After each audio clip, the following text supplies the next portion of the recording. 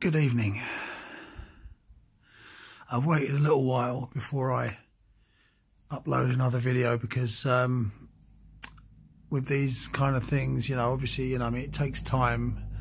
One mustn't be hasty, one mustn't get too carried away.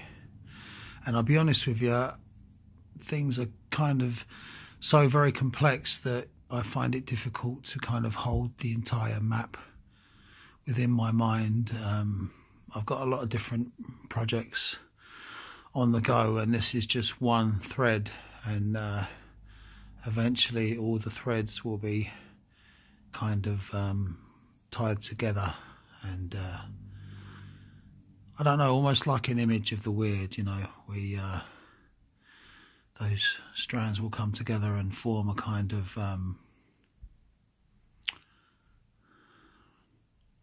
pattern. So, returning to the thread on this particular YouTube channel, I spent the night at the Stones, and what happened was I came home in the early hours of the morning. I kind of got confused as to, I think maybe 2 days might have passed, two evenings. It's hard to piece it together. I kind of lost track because I was extremely tired, and it was either that morning or the morning after. I think it was the morning after. I drifted off to sleep in the morning, and I got the first stirrings of a result or an answer. And what I saw, basically I asked 3 questions, and I'm not going to say what those questions were, not because I'm being all, trying to be mysterious, but I just simply can't.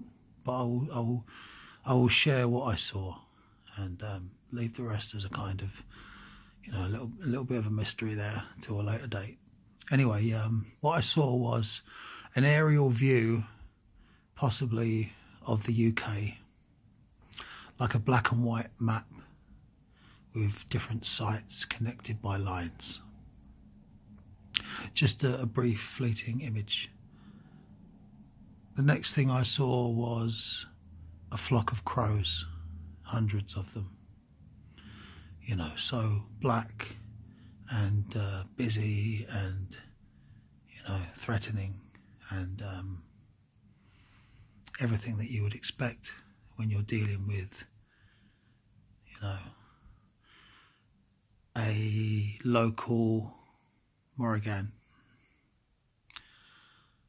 The next thing was, I was aware that I was kind of back there at the Stones in my dream state, and there's a crossover with a kind of astral travelling type thing going on.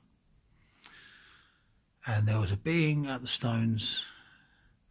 It wasn't the goddess, it was something else. And he, because I had the strong sensation that it was a he, that he was a he. I have no name, I've been here for thousands of years. And it was quite cordial, only lasted a few moments, and then I woke. Oh, no, there was one more thing. A head underground with a small section of neck kind of in white. Don't ask me what it was. I don't know whether it was pottery or an old scarf, or could have been anything, but it was just only a small section of the neck, something of a lighter colour there under the ground. And God knows there's a lot that's underground in, all across the world, that we don't know about, that perhaps possibly one day awaits discovery. So that was interesting, and if you knew what the questions were, it would be even more interesting, but I wish I could share that, but I can't. But this is enough, I think. Going on, I have other spiritual practices, regular practices and irregular practices, and an ongoing relationship, if you like. And sometimes, well, obviously you would expect that all the threads, they become interwoven, and it's all part of one big tapestry. So there's more I could say, but I don't feel that it's relevant for this channel. So moving on to the next relevant point,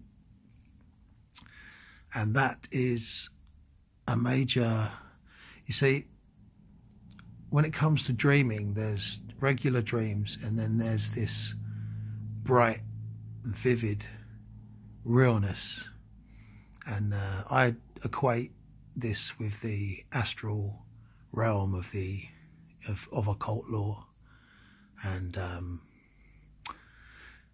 have every confidence that that's exactly what it is.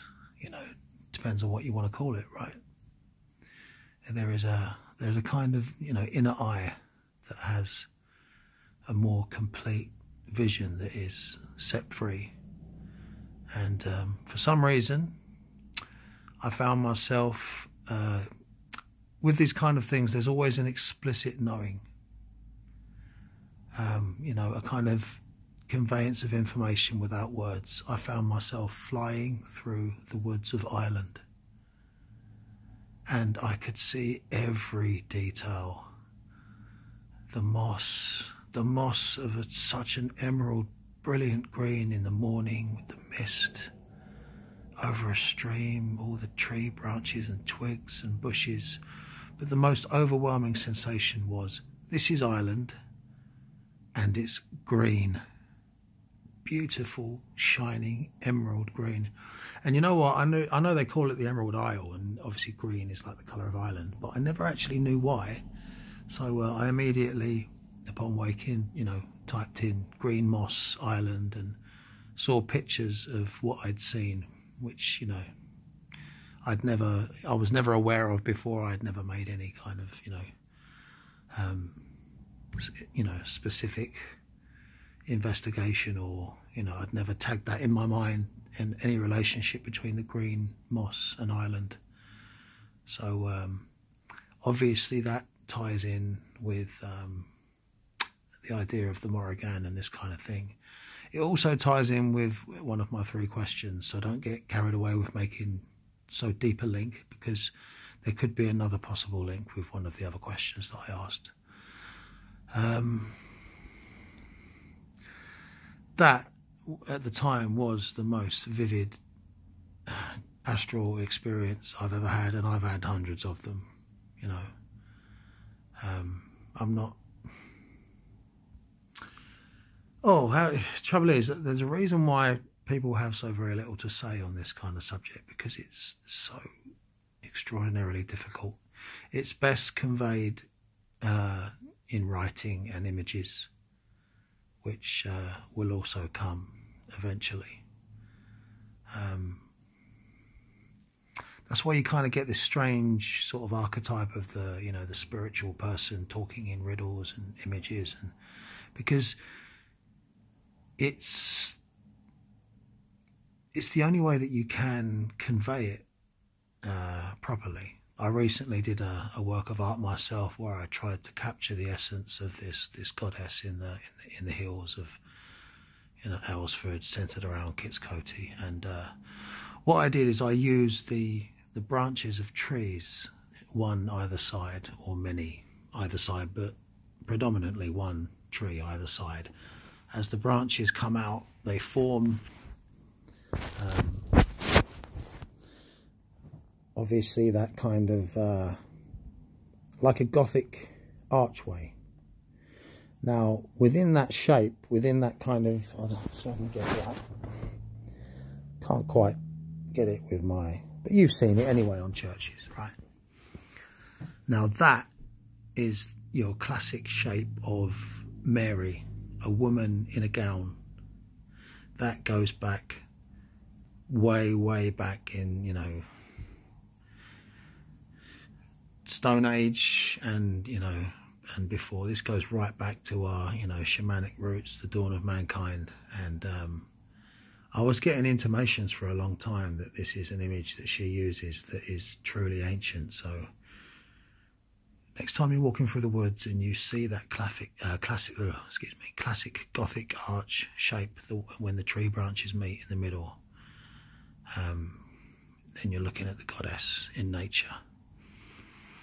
And anyway, yeah, I used in a piece of art that I did. I used these tree branches, the Gothic archway shape, to create a space in the middle, which I very, vaguely kind of just a few sweeping lines to capture the image of a woman in a kind of hooded gown, with no features on the face or anything. And that was as close as I could get to, capturing an image of what I feel. Now, that can be... Oh, no, before we go on, I've been getting a strong impression for a long time that the groves of ancient England and Europe, your classic Celtic grove, the tree branches were actually tied together in this way to create that archway. So when you're standing in a cathedral and you look down and you see those archways going on, through the centre of the main body of the church, that is a woodland set in stone. And I'm sure we can look in books and Gothic architecture started here, this, that, and blah, blah, blah. But, I can't prove it, but I just do, believe as an instinct, as a kind of download, if you like, that we are looking at the setting in stone of the Celtic groves, your Celtic, Gaulish, Ireland, England, UK, that whole Celtic world, I think, that was going on there, the tying of the branches to create that arched ceiling, as an embodiment of the Great Mother. And I have a feeling that if we could go back in time and walk into one of these groves, it would blow your fucking mind. Because you'd look up, and just like when you're in a church and you see all those gargoyles staring down, there would probably be, wooden effigies and trinkets and fetishes woven in. And then as you approach the back, there would perhaps be a wooden carving of a god or goddess, perhaps a kind of horned figure like, Kananos. I've been exploring this, artistically for a little while. And don't get me wrong, I'm sure there were all kinds of things, rings of trees, and obviously your standing stones going back to the Neolithic would have been appropriated and used as they were at Kitskoti. So there's room for, a lot of ideas. And but that's an image that, I think is very powerful, because we're left with so little from the deep Celtic past, going way back before the obviously the Roman invasion, and so much of it has been lost, and obviously some of it would have been preserved in the transfer over into Christianity. So, don't get me wrong, as a in terms of ancestry, and I have a deep connection and love with the Celtic spirituality, but obviously it doesn't mean you should write off other things. All across the ancient world you have different local expressions of primeval perennial truths, all that jazz, dude. You know what I'm saying? So where were we?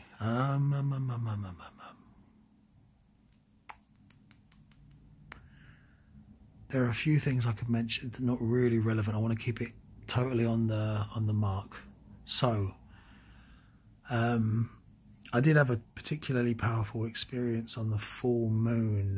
Was it 10th of January, which perhaps wasn't directly related. That was related to something else. But you see, the mood has been set, and no, actually, no, I won't go into that. Let me see. I came back from... I was in London. It was the 19th, and then 20th. The next day, I was at Atlantis Bookshop, and having a chat with the lovely lady there,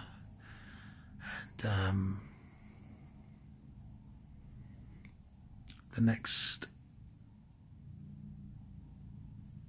day, the next night. Was it in the morning? Let me think.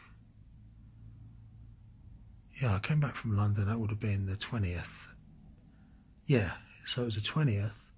And then as it turned midnight into the 21st, I was still awake and I fell asleep in the very early hours of the morning. It was almost morning.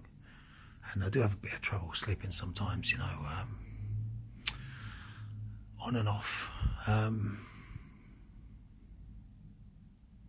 I had, right, this is the climax of this video here, so hopefully this is, you know, the payoff, if anyone's listening, if anyone's still listening.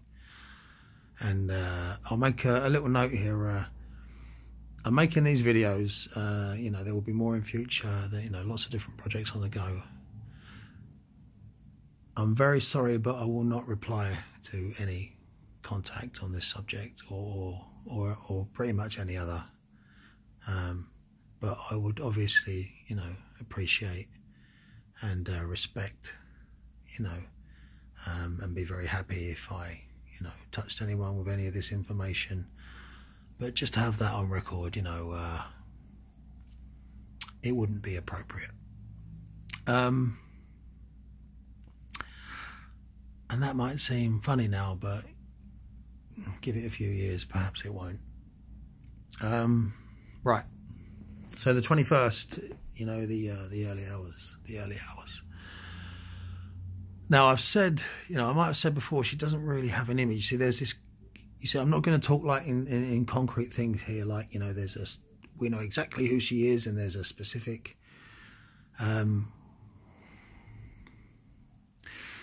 If you're magically literate, you will have a greater understanding of what I'm talking about, and you know, where I'm coming from.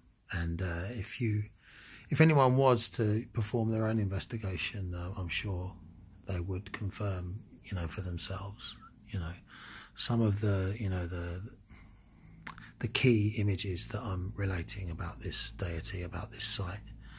But, you know, it's not as if you can just tie it all down and say, you know, because it moves, it morphs, it, you know, it interacts in different ways with different people, I'm sure. But at its heart, we have, obviously, you know, this great, you know, death goddess, warrior goddess image of the crow and, you know, any carrion bird, magpie, thing like that. You know, a strong, heavy presence of, you know, mourning, obviously, because of the burial ground. I've been over this before, I'll get it, you know, try and be, just cover that quickly.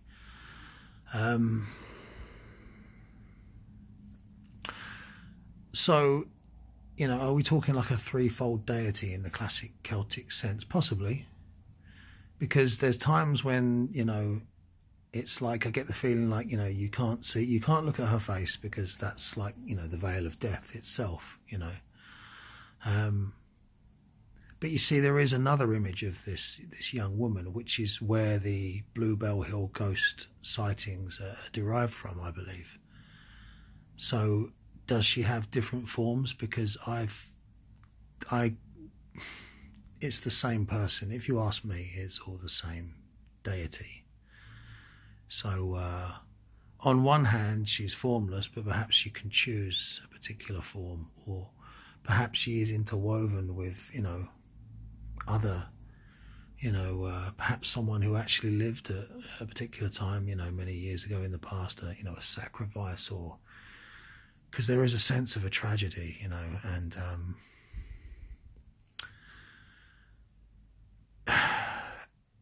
I've seen her a lot of times, and or I've felt her more than I've seen her. But there was one particular time she approached from the back, and it was just an impression in my mind of, you know, blinding white light, a young woman in a white dress, you know, long bright hair, you know, about 20 years old, you know, or late teens, you know, and she reached out and held my hand. There was a time before that, I was on ayahuasca. I won't tell the whole story, it's way too long, but the ayahuasca, the DMT in the ayahuasca created an opening where for a moment my right hand turned into the right hand of a crow, and she held on real tight, you know, and there was a strong sense of, like of sorrow and wanting to feel that warmth and friendship and don't leave me and that kind of thing, you know. It's very emotional, very impactful. There's been times when I've, been lying in the bed and there'll be a particular night that I feel the presence, and when I'm looking for her face, I'll just see hundreds of crows, you know. But there was another time I saw just like a black hooded figure. I'm not sure if that was, in fact, that probably was her. But, there is another character at the site, not a monk, not a medieval monk, something older, but cowled, heavy set, long, dark robes, carrying heads. Obviously, the Celtic tradition, the head was sacred and would have been kept. So, don't shit yourself here. Again, this is reality. This is the past. This is the kind of stuff that went on. He, and I get the impression of a he, perhaps, but I'm not sure. He's a little bit scary, I'll be honest with you. Takes a little while for him to, to earn his trust or respect, and he's kind of left me alone recently, and so maybe we have peace now. Right. Anyway, let's get to it. Let's the climax. Okay. This, what felt like an hour, it's the longest I've ever been, in the astral planes, if you like. It was a deeply personal experience. Like I said, took the morning of the 21st, early hours of the morning, fell asleep for, about an hour or so, and it felt like I was in there for an hour, and it was lucid, and I knew what was going on, and sound had a quality where everything echoed. There were shapes, there were things I can't talk about, there were all kinds of weird shit going on. But right at the end, a door opened, just a normal door in a house, like the doors in this house, and there is a massive, impactful feeling of worlds connecting, of literally, now, I've had this door motif appear before in one of these kind of astral dream experiences. I don't like the dream. It's not dreams. It's not. I don't like to use that. But you slip into normal language, right? I've had one of these doors open before, and had someone who I know has passed on, appear. So the symbol was already there, set up, and it's the simplest way to do it, right? Literally, door to the other side. So there's a creaking, and it's like, it's so massive, and the sound and the presence of, a sense of light and eternity and all that good stuff, The only thing we didn't have was trumpets, okay? Anyway, it was a little bit unnerving, a little bit frightening, I'll be honest with you, but I know she's cool, I know we're okay, so I kept myself together. The door opened, and instead of, her walking through, her head came up out of the ground, rising until it was literally like we only got to, so like I'm seeing blonde hair, blonde, white, bright blonde hair, white porcelain skin, and then two beautiful, beautiful blue eyes of a young woman in her late teens, early 20s. And I could see, in the iris, I could see the blue and the lines and the streaks and the light reflecting around the cornea. And then back in the room, So there you go. That's what happened to me after I made a massive gesture towards contact. And